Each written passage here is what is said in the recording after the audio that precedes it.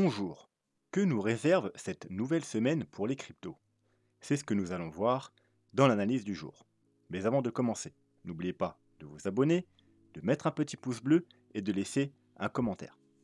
Alors, comme chaque début de semaine, on va tout particulièrement s'intéresser à l'analyse weekly.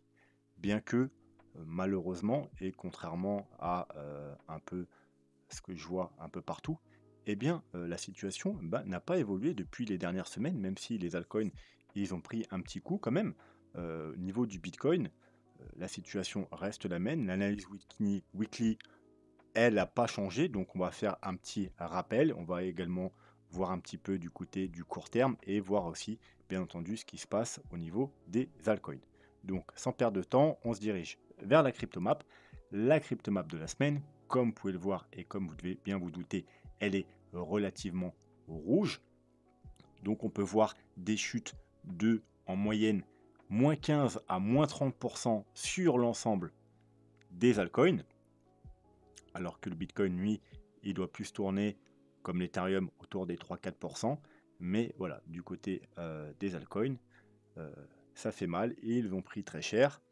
Donc, on va voir pourquoi et que faut-il faire par rapport à ça dans la vidéo. Donc, le CryptoFear. Enfin, ça commence à bouger un peu. On redescend sous les 50. Et je vous rappelle, c'est exactement ce qu'on veut voir. Si on veut un bottom, il nous faut un CryptoFear qui est sous les 50. La plupart du temps, quand on est dans un bull run, les corrections importantes, comme celle qu'on est en train de voir depuis plusieurs semaines, eh bien, ça va rechercher sur le CryptoFear aux alentours des 40. Ouais, entre les 35 et les 45, c'est là, généralement, qu'on trouve les bottoms des corrections. C'est pour ça que jusqu'à présent, j'étais pas trop chaud pour dire qu'on avait déjà trouvé un bottom, puisque on n'arrivait pas vraiment à casser les 50. On était reparti à rapidement chercher il y a quelques semaines, ils mettent le mois dernier, mais bon, c'était il y a quelques semaines, les 48, mais ça a duré une journée. Voilà, là, ça fait 2 jours, on est sur les 47.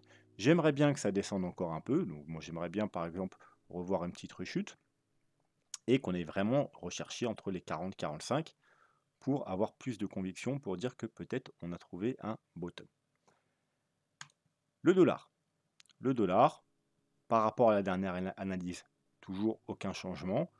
On est venu rechercher une zone importante, c'était bien entendu l'objectif après cette hausse, c'est-à-dire la zone de rechargement de short du dernier mouvement baissier et également cette petite trendline baissière.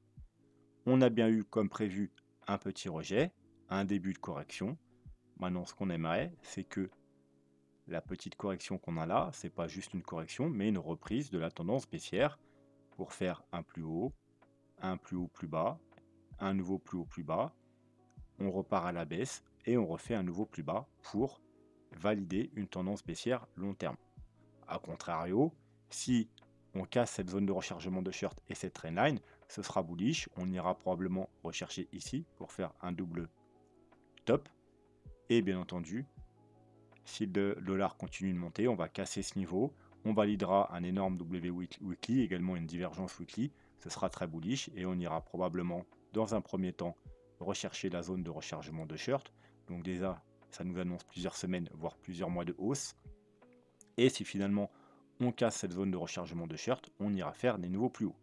Et là, ça nous annonce plusieurs mois, voire un an ou plus de hausse. Et bien évidemment, ce serait catastrophique pour les cryptos, puisque je vous rappelle que le dollar et les cryptos, sur du moyen long terme, sont inversement corrélés. Donc lorsqu'on a un dollar qui baisse, on a un bull run sur les cryptos. Quand on a un bull run sur le dollar, on a un bear market sur les cryptos, et ainsi de suite. Donc nous, ce qu'on veut, c'est, après un bull run sur le dollar et un bear market sur les cryptos, on a un début de bear market sur le dollar et un début de bull run sur les cryptos. On veut que ça se poursuive, vous voyez. On veut rejoindre des objectifs de cette flèche. Si par contre, en fait, on n'est pas là-dedans, mais on est juste dans une correction avant une poursuite, par exemple, comme ça, en fait, que là, on n'avait pas trouvé un top, c'est juste une petite correction avant de poursuivre le gros bull run, et bien malheureusement, sur les cryptos, ce sera l'inverse. La hausse qu'on a connue sur le Bitcoin, c'est juste un petit rebond avant de poursuivre le bear market qui pourrait se prolonger très longtemps si on devait avoir ce genre de choses. Donc voilà, c'est vraiment pas ce qu'on veut. C'est pour ça que là, on est sur un niveau clé et on aimerait bien un rejet et aller rejoindre le bas du, on va dire le bas du canal et ensuite le casser pour aller faire des plus bas. Là, le contrat futur CME, donc ce week-end, on a chuté, du coup, on a un petit gap haussier ce coup-ci, gap qui se situe exactement aux 26 470 $, bien entendu, sur le contrat CME. Et en général, vous savez que les gaps, il y a de très fortes chances, il y a plus de 80% de chances qu'ils soient comblés, et la plupart du temps, ils sont comblés dans la semaine ou les 2 semaines qui viennent. Voilà, si en général ils ne sont pas comblés dans la semaine ou les 2 semaines, après ça peut prendre très longtemps, ça peut prendre plusieurs mois avant d'être comblé. Voilà, donc dans la majeure partie du temps, ces gaps sont comblés dans la semaine ou les 2 semaines qui viennent. Donc techniquement, si on s'en tient en statistique, il y a de fortes chances que soit cette semaine, soit la semaine prochaine, on revienne à minima tester les 26 500 $. La Bitcoin dominance. On a un Bitcoin qui est en train de, bien entendu, surperformer les alts, vu qu'ils ont pris très cher. Donc, on casse le haut du range par le haut. Alors, est-ce que c'est inquiétant? Non, c'est même tout à fait normal. Je vous rappelle que, par exemple, dans le précédent bull run, après le bear market, on a eu une Bitcoin dominance qui n'a pas cessé de monter. Ça ne veut pas dire qu'on chute, c'est juste que le Bitcoin a surperformé les alts pendant très longtemps. Et ce qui nous a amené au final, sur la fin du bull run, justement, à une altcoin saison. C'est ce dont je vous parlais la dernière fois. Pour avoir ce mouvement, il faut d'abord monter. Alors on aurait pu avoir une mini altcoin saison, puis monter et ensuite redescendre, ou alors une mini altcoin saison et puis ensuite se prolonger et avoir une Bitcoin dominance qui descend très fortement. Mais les probabilités sont qu'il y a quand même plus de chances de remonter un peu. Alors pas forcément à ces niveaux-là, mais voilà, de remonter quand même pas mal avant d'avoir la vraie altcoin saison. Je vous rappelle que la grosse altcoin saison qu'on a eu ici en 2017 et ici en 2020-2021, en général, ça se fait vraiment sur la toute fin du bull run. Vous voyez que là, on avait trouvé le top en décembre 2020. Alors, on va trouver le graphique du Bitcoin. Décembre 2020. Voilà, vous voyez, c'est ici. Ici, là, après cette petite correction, et ben c'est là qu'on a eu l'altcoin season. Et un petit peu là. Mais voilà, c'est surtout dans cette partie-là. C'est pas ici, c'est pas ici, c'est pas ici. C'est vraiment, vous voyez que là, on avait le bottom en décembre 2018. Donc c'est seulement 2 ans plus tard, donc en décembre 2020, qu'on a vraiment eu l'explosion des altcoins. Donc, si jamais on a bien trouvé le bottom ici en novembre 2022, alors on n'est pas obligé de reproduire exactement la même chose, mais c'est pour vous donner un ordre d'idée, on pourrait avoir vraiment l'explosion des altcoins seulement en novembre 2024. Donc, vous voyez, c'est encore loin. Bref, du coup, la Bitcoin dominance, ça casse vers le haut. Et comme je vous ai toujours dit, si vous voulez absolument voir des prix qui montent, le plus facile, c'est d'aller vers le bas. Tout simplement parce que si ça va vers le bas, le marché est forcément haussier. Parce que sur les corrections, les grandes corrections qui durent plusieurs semaines, ça arrive jamais que les altcoins surperforment le Bitcoin. Voilà, ça arrive sur des toutes petites corrections, sur quelques jours, mais voilà, sur un mouvement comme ça, c'est forcément que le marché est haussier et que les altcoins surperforment le Bitcoin. En gros, une altcoin saison. Par contre, à la hausse, ça peut être un cas comme un autre. Ça veut dire que ça peut être une chute et le Bitcoin chute moins, ou une hausse et le Bitcoin surperforme les altcoins. Maintenant, parlons des altcoins. Alors là, on est sur Total Market Cap 3. Ça veut dire tous les altcoins. Donc il n'y a pas de Bitcoin et il n'y a pas non plus l'Ethereum. Voilà. Eh bien, ce qu'on peut voir, c'est que les altcoins, ils sont vraiment mal en point, tout simplement parce qu'on est revenu sur les niveaux du bottom. Voilà. Alors bien entendu, il y en a encore certains altcoins qui sont assez hauts, mais si on prend, voilà, c'est du coup la moyenne, eh bien, on est revenu quasiment à quelques dollars près sur les bottoms du mois de janvier. Je vous rappelle, on avait un gros niveau ici, on avait une trendline, on est venu se faire rejeter ici. Hein, je vous avais dit attention, hein, ici niveau crucial parce qu'on a un double impact. On a en même temps cette grosse résistance et en même temps la trendline. Rejet, on a consolidé un peu ici sur le haut du support jusqu'à venir chercher la trendline et encore une fois, hop, rejet du support de la trendline, grosse chute. Donc voilà, c'est pour ça que j'arrête pas de vous prévenir depuis plusieurs mois que plusieurs mois, voire même plusieurs années, que déjà d'une, le DCA sur les altcoins, c'est rarement une bonne idée, tout simplement parce que les altcoins, vous n'êtes jamais sûr qu'ils vont refaire un nouveau plus haut. Hein. Il y a énormément, je vous ai déjà montré durant les années passées, énormément d'exemples où il y a des altcoins, par exemple, qui ont fait des tops en 2017 et le bull run de 2021, ils n'ont jamais réussi à aller aussi haut et encore moins à faire des nouveaux sommets. Et en plus que sur les premières parties de bull run, ça peut, on sait vraiment jamais ce qui se passe.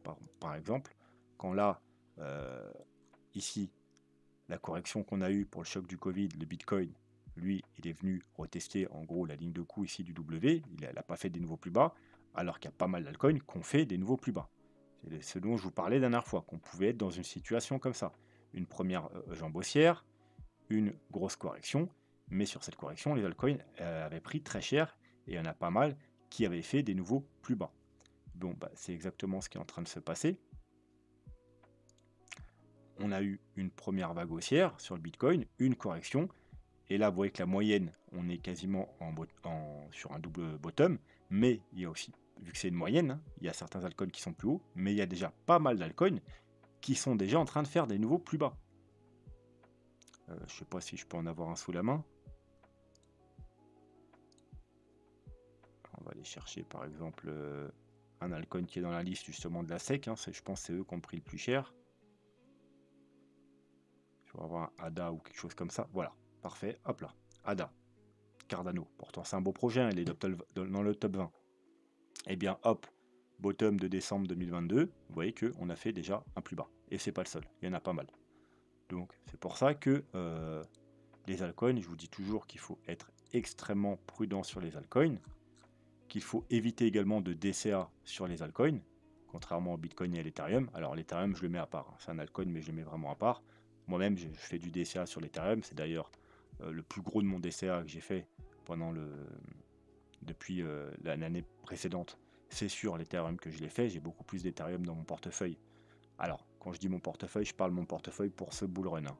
Bien entendu, j'ai également des anciens bull run, il me reste pas mal de Bitcoin que je garde pour du très long terme, mais de mon portefeuille de ce nouveau bull run, il est constitué en grande majorité d'Ethereum, d'un peu de Bitcoin, je dois avoir 10% d'altcoin, hein, vraiment, j'attendais les confirmations, ouais, chose qu'on n'a pas eu. Hein.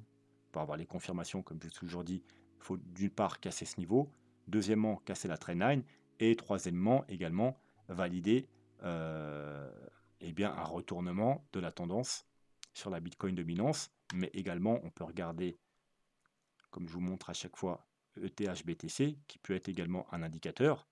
Il faut casser, alors là, donc c'est l'Ethereum contre le Bitcoin, vous voyez qu'il est en range depuis le bear market, on a un gros range. Là, on avait l'ancien bull run, donc l'Ethereum a énormément surperformé le Bitcoin. Ensuite, on range. Là, depuis le mois d'août, depuis le mois de septembre 2022, on est sous une trendline baissière. Donc, le premier signal, ce sera déjà de casser cette trendline. Vous voyez que la dernière fois, on a fait une petite tentative avec une petite mèche, mais au final, rejet. Donc, premier signal, ce sera de casser cette trendline, mais le vrai signal, ce sera de casser ce range pour potentiellement avoir une nouvelle jambe haussière et voilà, un gros bull run et surtout un Ethereum qui va surperformer le Bitcoin et potentiellement des altcoins qui vont suivre. C'est pareil un petit peu sur le BNB. On a un théoriquement bull flag qui est censé être une figure haussière, mais elle sera haussière seulement si on valide la figure, c'est-à-dire si on casse eh bien, la trendline du haut, le haut du bull flag. Voilà, c'est pour ça que la dernière fois je vous avais dit en daily, hein, alors là on le voit pas, mais je crois que c'est en daily, hop, voilà. On avait cassé légèrement ici à l'horizontale, mais je vous ai dit déjà c'est pas valide parce qu'on casse en horizontal.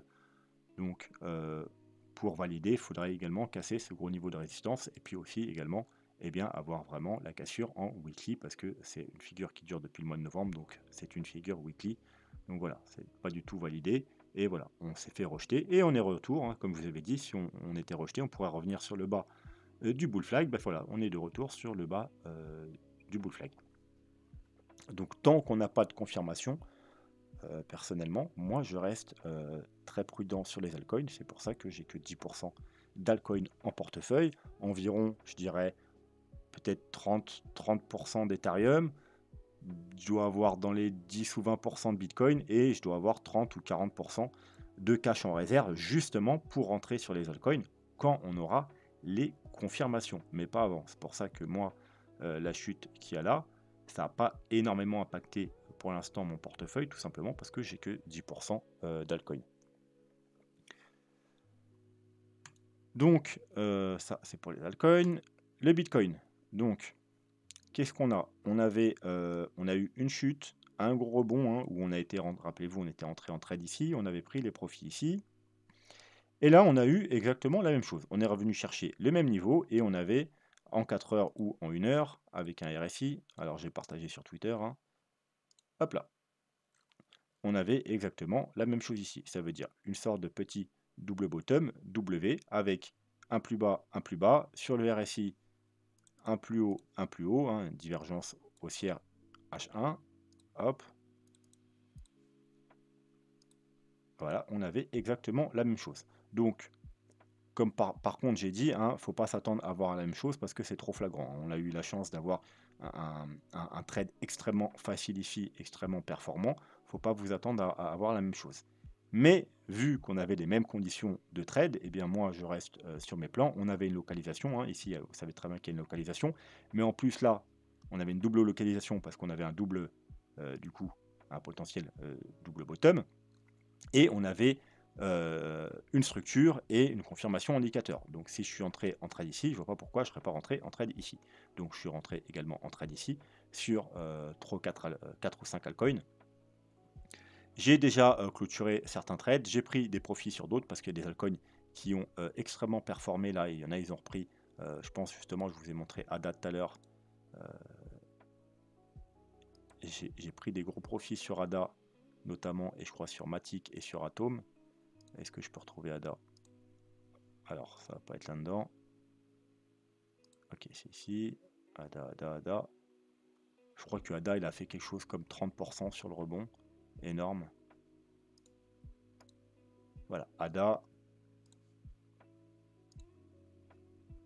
Voilà, 32%. Vous imaginez bien qu'avec un levier x5, je ne me suis pas privé de prendre des gros profits. D'ailleurs, ADA, je crois que... Non, j'ai pas clôturé le trade. J'ai pris des gros profits, j'ai pris 50% de profit. Pareil sur Matic, Atom. Atom, j'ai pris pareil, j'ai pris 50% de profit, parce qu'il a fait aussi 20% de hausse. Alors, en plus là, vous voyez, les figures comme ça, en général, c'est pas super bullish, il faut s'attendre quand même à une correction. C'est un V-bottom, en général, les V-bottom sont souvent amenés à être au moins retestés. Et vous voyez, ça ressemble plus à un bear flag. Hein. Hop, quelque chose comme ça. Mais bref, sur le Bitcoin, il n'y a pas, vous voyez, il n'y a pas de gros rebonds. Alors, il faudrait que je retourne sur le Bitcoin. Mais par contre, sur les altcoins, il y a des rebonds très intéressants. Du coup, j'ai bien fait d'entrer en trade sur les altcoins. Et pour l'instant, eh bien, tous mes trades sont gagnants. J'ai clôturé, je crois que j'en avais clôturé un assez tôt pour me payer le stop des autres. Et le reste, j'ai pris des profits. Et maintenant, je laisse tourner. Vous voyez que le Bitcoin, lui, il a consolidé, mais les altcoins, hein, il y en a pas mal qui vraiment, ils ont pris 15, 20, 30%. Donc, même si on n'a pas eu ce mouvement-là, et bien sur les altcoins, en fait, eh bien, on l'a eu au final. Donc, c'était GG à tous ceux qui m'ont suivi, hein, parce que j'ai partagé le trade assez tôt, hein, dès qu'on était ici, hein, vraiment à ce niveau-là, avant le pump. Et je sais qu'il y en a qui m'ont suivi, donc ceux qui ont pris le trade sur les altcoins comme moi, techniquement, vous avez dû faire des gains intéressants. Quoi qu'il en soit, eh bien, vous voyez que finalement, il ne change pas grand-chose. On va se mettre en weekly. Hein. On va s'enlever le graphique. Hein. Voilà, on est au même niveau de clôture. On est toujours dans une chute. Mais voilà, contrairement aux altcoins, eh bien, on n'a pas chuté énormément ces derniers jours, hein. On maintient, vous voyez, ça c'était la semaine dernière, hein, on est exactement à peu près sur les mêmes niveaux. Alors, avant d'aller voir le weekly, on va juste refaire un petit tour du côté du plan Elliott Wave. Alors, je vous rappelle, le plan principal. Alors, plan alternatif, je suis de moins en moins convaincu, hein. Alors, on va quand même le voir, mais franchement, c'est le plan ACMA comme je l'appelle, hein. Moi, je suis de moins en moins convaincu, tout simplement parce que ça traîne, ça traîne, ça traîne. Alors, ce plan-là, je vous le rappelle, on va se mettre en weekly quand même. Ouais.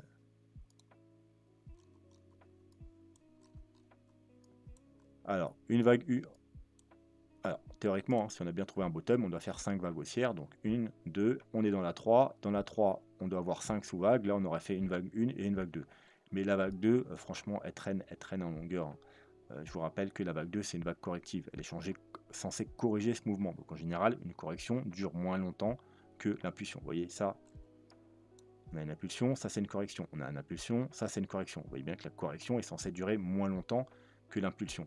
Là, ça commence à traîner. Plus le temps passe et moins je suis convaincu par ce scénario. Quoi qu'il en soit, c'est pas très important, tout simplement parce que on a des objectifs en commun. Vous voyez que le premier objectif de scénario a déjà été atteint ici. C'est les 25 400 $. C'est pour ça que on cherche quand même des entrées sur ces niveaux, parce que c'est un potentiel bottom. Et ensuite, on a un deuxième niveau vers les 23 900 $. Le deuxième scénario est un peu différent. On a fait une vague 1, 2, 3, 4 et 5. Et là, en fait, du coup, on a fait une vague 1. Et là, on corrige chez une grande vague 1. Et ensuite, on aura une 3, une 4, une 5. Et là, du coup, eh bien, ça prend tout son sens que la correction dure longtemps, tout simplement parce qu'on ne doit pas corriger seulement ce mouvement, mais toute la hausse qu'on a eue depuis le mois de novembre. C'est-à-dire 5 mois de hausse. Et 5 mois de hausse, ça se corrige en 2 mois, 3 mois. Et pour l'instant, voilà, c'est ce qu'on est en train de faire. On avait placé une correction qui pourrait se faire en WXY. Alors, on va peut-être passer en daily pour y voir plus clair. Donc, une WXY se fait en 3 temps. Donc, A, B, C. Alors, c'est pas forcément des ABC, mais voilà, pour simplifier, on a mis des ABC. Donc, là, on a une A, une B, une C. On avait une B, une B, une C. Et on attendait une dernière vague. Donc, une A, une B, une C. Alors, là, maintenant, la question se pose. Est-ce qu'on a déjà trouvé notre ASI, que le gros rebond qu'on a eu la semaine dernière, c'était déjà la B, et que finalement, là, on est déjà dans la C, avec potentiellement une C terminée ici. Alors normalement, non, à part si c'est une C tronquée, donc c'est possible, mais c'est pas à privilégier, mais ça arrive, hein, les doubles bottoms, hein. Quand il y a un double bottom en général sur un actif, c'est que, eh bien, on a une vague tronquée, parce que techniquement, la dernière vague est censée faire un nouveau plus bas, mais de temps en temps, ça arrive une tronquée pour finir en double bottom. Donc c'est pas à privilégier, mais c'est possible. Voilà. Si on n'est pas sur un cas de double bottom, eh bien, et qu'on a bien une baie ici, on devrait descendre un peu plus bas, pourquoi pas justement pour aller rechercher, parce que je vous rappelle que dans ce scénario, l'objectif principal c'est celui-là, l'objectif alternatif, c'est-à-dire les 0,382, il est ici. Donc on pourrait rechuter un tout petit peu, hein, pour aller chercher justement tous ceux qui sont rentrés en longue depuis du coup, donc ça fait maintenant 2 semaines qu'on est dans ce niveau, tous ceux qui sont rentrés en longue, enfin pas forcément au plus bas, mais dans ce secteur, hop, aller chasser tous les stops pour chercher la zone entre les 24 900 et les 25 200, finir la C, et voilà. Bon. Deuxième scénario, bah, tout simplement, on n'a pas fini là, hein. Alors, soit on n'a pas fini là, soit c'est fini là, ou alors, comme le plan précédent, on va aller un peu plus bas pour rechercher, voilà, ici. Puis, on aura un gros rebond, tout le monde va sûrement s'exciter. Alors, le rebond, j'ai mis une zone ici, mais tant qu'on n'a pas le bas de la A, on ne peut pas vraiment le mettre avec précision. Mais voilà, j'ai mis, je crois que le cercle, j'ai mis par rapport à si on allait ici. Voilà, les 24 900, c'est-à-dire très légèrement en dessous des 25 000, quasiment les 25 000 $. Hop. Et on ira rechercher entre les 0,5 et les 0,786 qui est l'objectif principal d'une baie, hein, surtout les 0,5, 0,68, mais si on est un peu bullish, ça pourrait même monter jusqu'ici. Voilà, donc on va dire l'objectif principal, c'est les 0,68. Tout le monde s'exciterait parce que ce serait quand même un gros rebond, et au final, bim, ça rechuterait, et on irait chercher. Alors, encore une fois, si c'est une tronquée, on pourrait faire un double bottom ici, mais l'objectif principal reste quand même une C classique, hein, ça veut dire aller faire des plus bas par rapport à ce niveau-là, et aller chercher le niveau technique le plus probable, hein, le statistique le plus probable, c'est-à-dire les 0,5 ou 0,68 pour une vague 2. Voilà. Moi, je privilégie les 23 200-300 $, les 0,5, tout simplement, eh bien, parce que vous savez que passer sous ce niveau, ce serait relativement dangereux. Alors, si on devait aller rechercher la deuxième target aux 21 500 $, je pense que ce serait quelque chose de très rapide. Quelque chose comme ça. Voilà. Et on remonterait très rapidement. Parce que si on devait s'installer sous les 23 000 $, on va le voir juste après, ce sera quand même assez dangereux et plutôt bearish. Donc c'est pour ça que justement qu'on va retourner sur l'analyse weekly. Donc déjà on peut voir sans indicateur que on est toujours dans cette petite figure techniquement qui est une figure haussière puisque c'est une sorte de falling wedge hein, qui en général a plus de probabilité de casser vers le haut, mais tant qu'on casse pas vers le haut, eh bien c'est pas bullish, on est toujours bearish. On est sur le premier support, c'est-à-dire ce support là des 24 500 $ environ, et ensuite on a le gros support mensuel, je vous rappelle, hop, en ce moment mensuel, vous voyez que c'est le gros support mensuel là, avec toutes ces clôtures de bougies qui est au 23 100 $, 23 200 $. C'est justement le premier objectif de cette vague 2. Alors, c'est pas seulement un support graphique, vous allez voir qu'il y a également pas mal d'indicateurs qui nous donnent ce niveau. C'est le niveau que je surveille le plus, mais également c'est le niveau qu'il ne faut surtout pas casser. Alors, quand je dis casser, c'est bien évidemment en weekly avec des clôtures et des confirmations. On peut aller, comme je vous dis, très rapidement sous ce niveau, pourquoi pas quelque chose comme ça, vous voyez, hop, une chute et remonter très rapidement pour aller, pourquoi pas, chercher cet objectif. Mais il ne faut pas qu'on s'installe sous ce niveau. Alors maintenant, on va enlever le graphique, on va aller jeter un œil à 2-3 indicateurs. Donc MACD, alors en weekly, on ne va pas s'occuper du mensuel. On est toujours bearish, je vous rappelle qu'on a eu une confirmation baissière ici, hein, quasiment au top, aux 30 000 $ sur le stock RSI, avec confirmation ici sur le stock RSI, et il y a une semaine, on a eu également une confirmation ici. Donc c'est vraiment pas bullish parce que ça reste quand même du weekly. En général, quand on a une double confirmation weekly, eh bien ça nous donne des chutes importantes. C'est pour ça que théoriquement, eh bien on devrait chuter encore un peu. Sur le 3 jours, c'est un peu ce qu'on attend pour la fin de la correction, parce qu'en général, le 3 jours, il est assez fiable pour nous donner les fins de la correction. Eh bien, on n'a eu encore aucun signal. On a potentiellement quelque chose qui est en train de se construire, vous voyez, un potentiel petit W sur le stock RSI, mais bien entendu, pour valider, il faudra casser ce niveau-là, c'est-à-dire casser la zone de survente. Et bien entendu, il faudra également la validation du MACD, ça veut dire des bougies vertes et un croisement haussier. Pour l'instant, on n'a rien de tout ça, on est toujours très baissier. Au niveau des moyennes mobiles, on a clôturé sous la moyenne mobile de 100, je vous rappelle, c'est une moyenne très importante. Alors, c'est pas la fin du monde, hein. Je sais qu'il y a beaucoup d'analystes qui vous disent ah, c'est la fin du monde, aïe, machin, on a cassé le gros support, on va aller aux enfers. C'est pas la fin du monde. Comme je vous ai dit déjà, il y a la petite EMA 21 en support juste en dessous. Et puis si on fait une ou deux bougies en dessous, si on n'y passe pas 3 siècles en dessous, c'est pas très grave étant donné qu'il y a un très gros niveau de support comme on l'a vu aux 23 200 $. C'est vraiment le niveau le plus important. Et c'est pas vraiment les 25 000 $ le niveau le plus important. Donc moi ça me dérange pas plus que ça. Là vous voyez qu'on est pile poil sur la EMA 21. Alors effectivement, si on devait clôturer la semaine sous ces niveaux, eh bien l'objectif théorique serait la MA 50, donc au 22 300 $.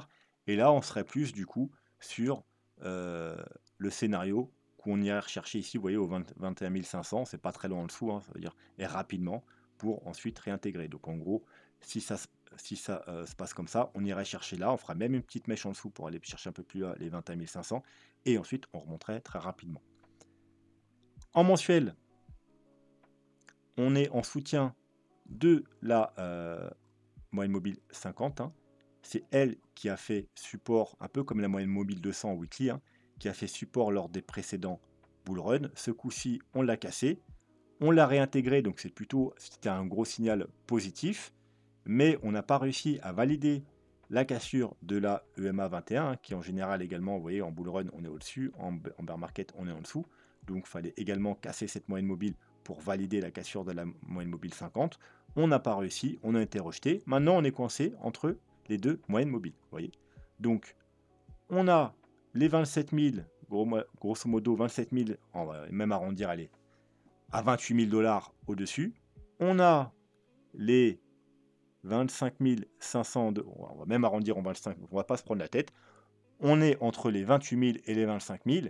Si on a une clôture mensuelle sous les 25 000 $, donc je parle de mensuel là, hein, ça veut dire qu'en weekly, on peut aller rechercher les 23 000, même les 21 000, mais il faudra éviter d'avoir une clôture mensuelle sous les 25 000 $. Eh bien, malheureusement, le premier objectif, ce serait double bottom. Deuxième objectif, eh bien, la moyenne mobile 100 qui se trouve aux 14 200 $ pour le moment. Voilà. Et par contre, si on a une clôture mensuelle au-dessus des 28 000 $, eh bien, techniquement, la correction serait finie et on pourrait reprendre la hausse. Ce serait même extrêmement bullish, hein, parce qu'en général, à chaque fois, vous voyez qu'on valide vraiment la cassure de, et donc on est au-dessus des deux moyennes mobiles là, eh bien, on est dans un nouveau bull run. Voilà, comme à chaque fois. Et hop, on repasse au-dessus de la UMA 21, nouveau bull run, on repasse au-dessus de la UMA 21, nouveau bull run, mini bull run et nouveau bull run. Voilà. Donc ça, c'est pour les moyennes mobiles. On va retourner en weekly et on va aller jeter un petit coup d'œil aux bonnes de Bollinger. Bonne de Bollinger, toujours pareil. On a un gros support avec la médiane de la bonne de Bollinger aux 23 600 $. Hein, donc vous voyez, c'est encore à peu près le niveau qu'on a ici. Mais par contre, il faut éviter de clôturer en dessous, tout simplement parce qu'on repasserait en configuration bear market. Je vous rappelle, jusqu'à présent, tous les bull runs se sont faits dans la partie haute des bandes de Bollinger. Et quand on est revenu sous la médiane, eh bien, on était en bear market. On repasse dans la partie haute, nouveau bull run. On repasse dans la partie basse, nouveau bear market. Partie haute, bull run, partie basse, bear market, etc. etc. C'est à chaque fois la même chose. Donc là, bear market, techniquement, là, du coup, on est en phase bull run. C'est pour ça qu'il faudrait éviter de repasser sous les 23 000 $ en weekly, parce qu'on repasserait dans un scénario bear market et il faudrait probablement s'attendre à aller faire un double bottom, voire même faire des nouveaux plus bas. Ensuite, sur Ishimoku, on peut aller voir Ishimoku. Et on va peut-être regarder le 3 jours. Donc, le 3 jours, qu'est-ce qu'il nous dit? Eh bien, on est passé totalement bearish. Pourquoi? Enfin, pratiquement totalement bearish. Pourquoi? Parce qu'on a la lagging span qui est repassée sous le prix. On est sous la Tenkan, hein, c'est d'ailleurs elle qui nous a rejeté dans les deux précédents légers mouvements haussiers qu'on a eu là, les deux rebonds haussiers. Et on est bien entendu sous la Kijun. Donc maintenant, le dernier espoir, c'est le nuage en 3 jours. Et le nuage, eh bien, il se trouve entre les 24 300 et les... alors, si on vient comme ça, ce sera plutôt cette partie-là, et les 23 200. Voilà, vous voyez, ici, 23 200, encore une fois, c'est ce niveau qui est là. Donc, y aller, il n'y a pas de problème, mais il faudrait vraiment qu'ils tiennent. Encore une fois, si on repasse en dessous, donc en dessous des 23 000 $, on repasserait totalement bearish sur le 3 jours. Le weekly, eh bien on est dans le nuage, donc on n'est pas au-dessus. La lagging span est au-dessus du prix, c'est plutôt bullish. On est au-dessus de la Tenkan, on est toujours bullish. On est bloqué par la Tenkan, hein, qu'on a cassé, pareil, les deux derniers rebonds, on s'est fait rejeter. Donc, gros support de la Kijun. Encore une fois, elle se trouve aux 23 000, environ 500 $, 500-600 $. Donc, encore une fois, on en revient à ce niveau-là. Objectif principal, 23 200 $. Mais par contre, clôturer sous la Kijun, ce serait vraiment inquiétant.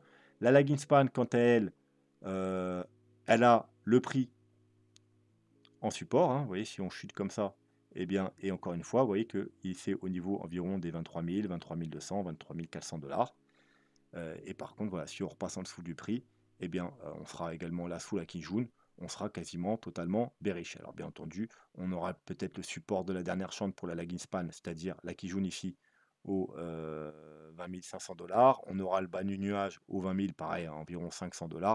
Mais je pense pas que ça va tenir, hein. Ça tiendra pas, je pense, si on y va. Donc vraiment, il faut arriver à tenir, hein, en clôture, hein, du moins, les 23 000 $. Voilà, je pense qu'on a fait le tour pour aujourd'hui, hein. Comme je vous avais dit, ceux qui ont déjà vu toutes mes vidéos depuis plusieurs semaines, bah, finalement, il n'y a pas grand changement. Le plan Elliott Wave, il n'a pas changé, c'est toujours le même. L'analyse weekly, elle n'a toujours pas changé. On a toujours ce gros, très gros niveau de support aux alentours des 23 000, 23 500 $. On a toujours un cryptophire qui était beaucoup trop haut et on attend qu'il diminue. Donc, on se rapproche du niveau de support très important. On se rapproche au niveau du cryptophire également des niveaux à surveiller aux alentours des 40. Mais bien entendu, aussi bien pour l'un que pour l'autre, il faut, si on y va, hein, on n'est pas obligé d'y aller, on pourrait déjà trouver avoir un bottom, comme je vous ai trouvé un bottom, comme je vous ai dit, même si statistiquement, c'est pas à privilégier. Mais ce qu'il faut surtout pas, c'est vraiment casser ce niveau des 23 000 $, casser également les 40. Alors on peut très rapidement, comme je vous dis, de temps en temps aller chercher les 35, mais si on commence à s'installer durablement sous les 40 et sous les 23 000 $ sur le Bitcoin, eh bien malheureusement, il faudra ressortir le scénario bear, parce que je vous rappelle que ce scénario, comme le premier scénario que je vous ai présenté, que j'appelle le scénario de CMA, c'est des scénarios bull qui considèrent qu'on a fait un bottom ici et que, j'arrête pas de vous répéter que tant qu'on est au-dessus des 23 000 $, pour moi, c'est les scénarios à privilégier. Mais par contre, si on clôture sous les 23 000 $, eh bien, la probabilité qu'on soit dans un scénario bear, que je vous ai déjà présenté, hein, alors, c'est ça aussi qu'il faut. Tout est question de timing. Vous voyez, il y a beaucoup d'influenceurs, et je dis bien influenceurs parce que pour moi, ce n'est pas des traders, ce n'est pas des analystes, qui, une fois que les choses sont faites, vont vous présenter des scénarios, mais une fois qu'on a baissé. Par exemple, là, voilà, on est là et ils vont vous dire, ah, attention, c'est peut-être risqué, machin, ils vont vous présenter des scénarios bear, etc. Ils vont vous faire paniquer, en plus sur des potentiels bottom. Et pareil, ici, il commençait à s'exciter, ah, c'est bullish, machin, to the moon, etc. Non, non, non. Évitez ce genre de personnes.